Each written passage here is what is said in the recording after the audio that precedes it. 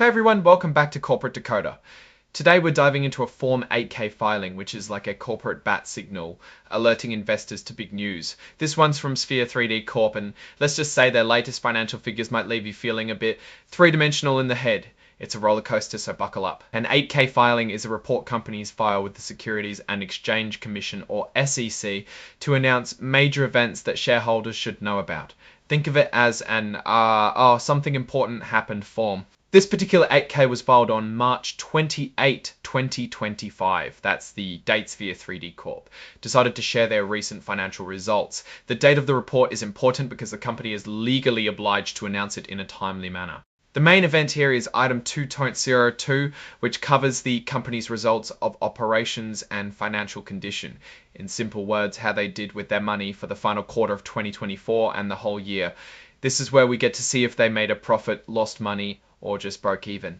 The real meat of the matter is in Exhibit 99.1, which is the press release announcing their financial results. Companies will often put out a press release to try and control the narrative around their financial performance. It's like putting a positive spin on things, even if the numbers aren't that great.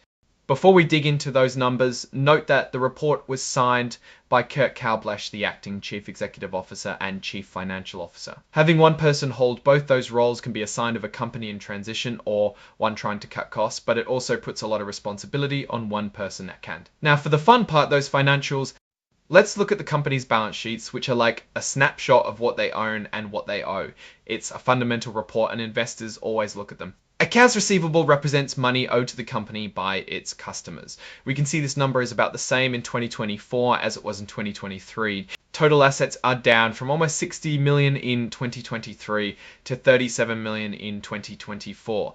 This suggests that the company is shedding assets, maybe to raise cash or streamline operations. It's not always a bad thing, but it's definitely something to keep an eye on. Total liabilities also decreased from about 23 million to about 18 million. Paying down debt is generally a good thing. Here we have the company's income statement, which shows how much money they made, spent, and ultimately whether they profited or lost money. Total revenue slightly grew from about 8.8 million in 2023 to 9.1 million in 2024. That's not huge, but it is at least going in the right direction. Cost of revenues also slightly grew from about 3 million to 3.3 million. These are the direct costs associated with producing the revenue. Here we get to the bad news, the net loss. In 2024, the company lost 48 million compared to about 40 million in 2023. Losses are growing significantly, and that's a problem. A company can't bleed money forever. The net loss per share also increased, meaning each share is losing more value. And so what's the story here? Sphere 3D has slightly increased revenue, but their losses are ballooning. They've reduced their assets and liabilities, which could be a strategic move, but the growing losses are a major red flag. It looks like the company is facing some serious financial headwinds. Now, let's step back and look at the bigger picture. Sphere 3D seems to be at a critical juncture. On the one hand, they're managing to slightly grow their revenue, suggesting they have a product or service that people want. On the other hand, their expenses are way too high and they're losing money at an alarming rate.